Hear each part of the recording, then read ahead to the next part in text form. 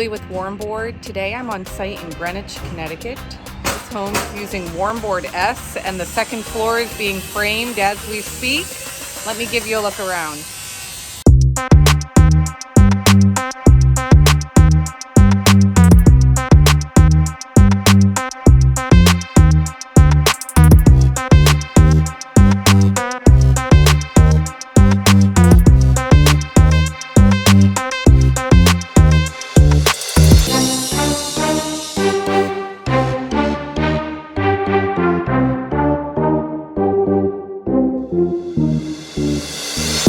Now the first floor here is warmboard over slab.